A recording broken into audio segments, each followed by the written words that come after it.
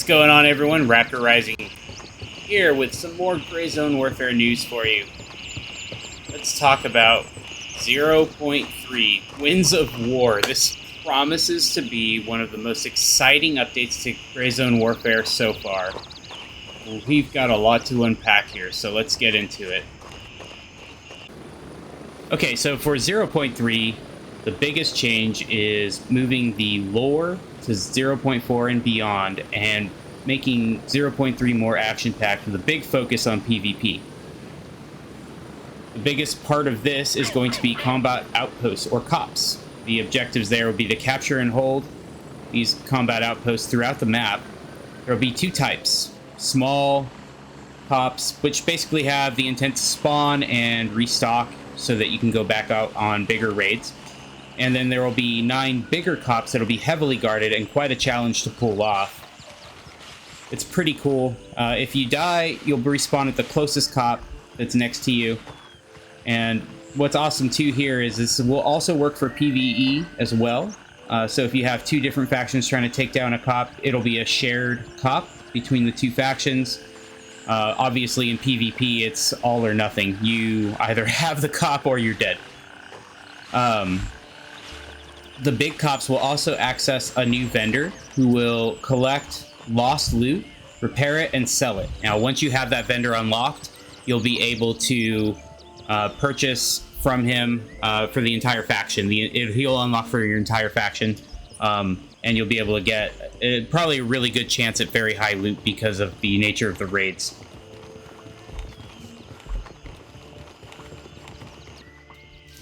Alright, the next thing we want to touch on is the PvP action zones on the map. So when you are out and about and you get into a fight with another faction, it'll actually highlight a circle on the map where the action is, and you can either choose to engage in the battle or try to avoid it if you want.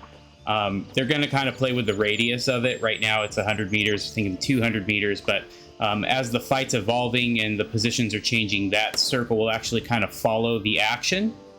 So you'll have a good idea of where to fight if you are looking for that. All right, and the next really awesome improvement is health improvements to the AI.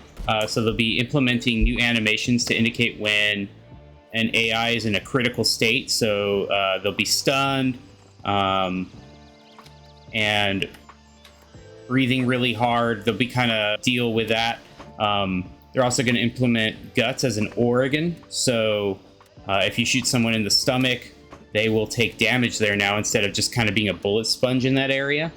And so doing that will give them another critical organ to be damaged. They will take more shots to the guts than if you were shooting them in the heart or something like that, but they will react better to that. And then we'll also see limping and breathing, like you can see in this clip, when they are in a critical state. So really big, great changes coming to how AI deal with being hit and looking like they're actually going to feel the pain a little bit more.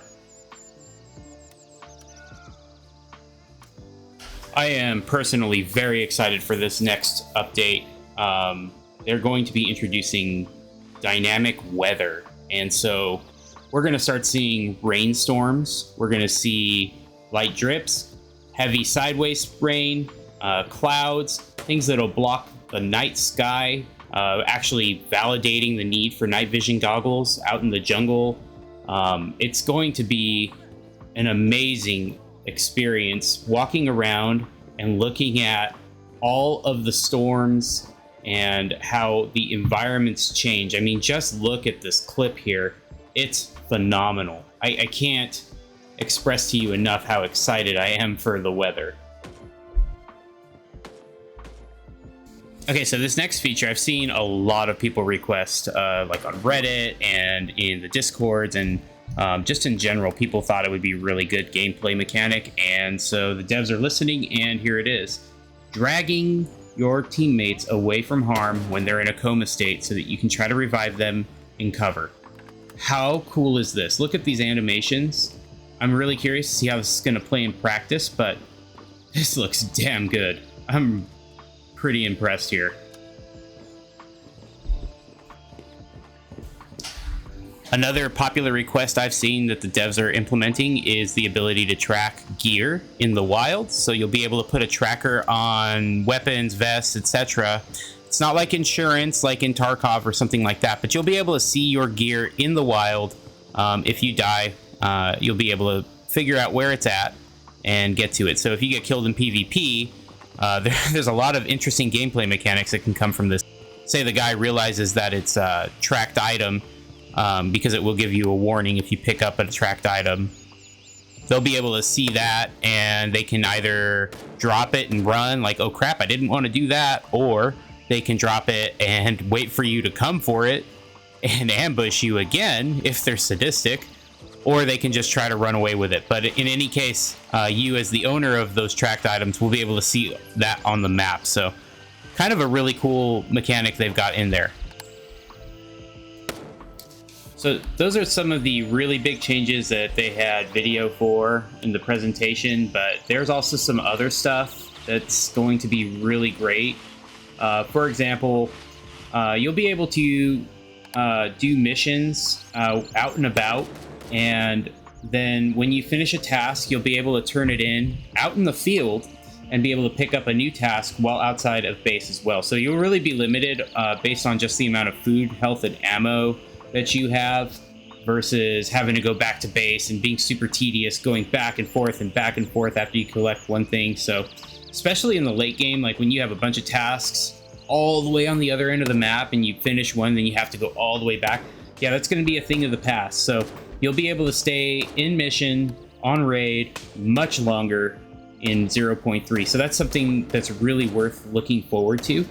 I think that's going to be huge for just keeping people in the game and playing much longer.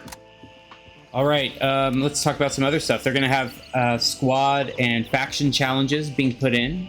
Basically be, hey, go here and go do this. The faction stuff's going to come later, but it's going to be pretty cool to just give you some tasks, like especially around cops, like, hey, go capture this cop, and this will be your reward, XYZ, and they'll have some rewards for you. That'll be really cool.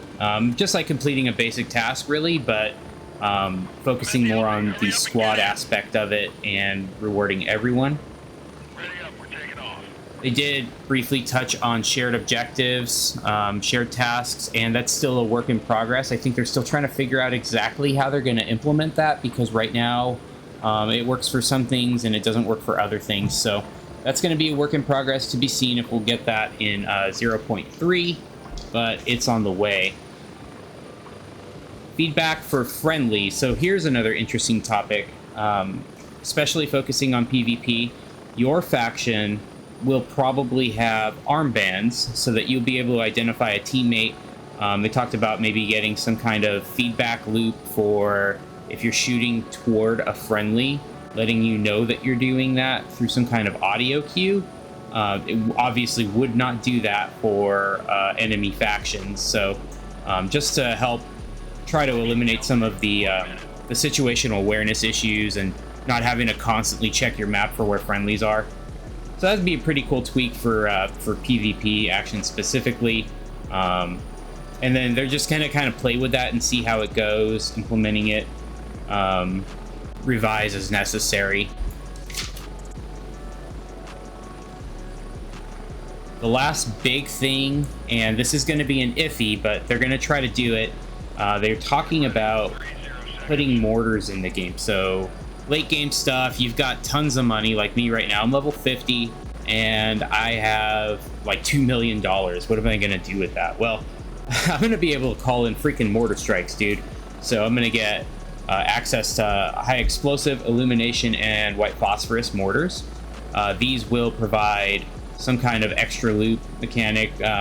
You obviously would be able to call it in on an enemy base. You'd be able to call it in the field and help take out some enemies, maybe soften up an area before you go in. So there's gonna be some really cool aspects to the game that way. It's 90% there, but it's not quite finished. They're trying really hard to get that pushed in, but it's kind of up in the air still. So we'll see what happens. All right, so quite a bit to unpack here. This is going to be a monster of an update. There is so much going on in 0.3 with a big focus on just making the game fun, replayable, action-packed. For those of you seeking PvP, you're gonna get it with this update for sure. There's going to be a lot to come back to. My personal favorite aspect is going to be the weather, just for the immersion that's going to present. There's definitely going to be a lot of excitement in this update and a lot to look forward to. What do you guys think about the announcement today? I hope you guys are all hyped for it as much as I am. I am so stoked for 0.3. Drop a comment and let me know what your thoughts are. I'm curious to hear what everyone is thinking about it. Is Gray Zone Warfare going in the direction you want it to or you thought it would? Consider leaving a like to help me beat the YouTube algorithm. And I will catch you guys all in the next video. This has been Raptor Rising. Raptor out.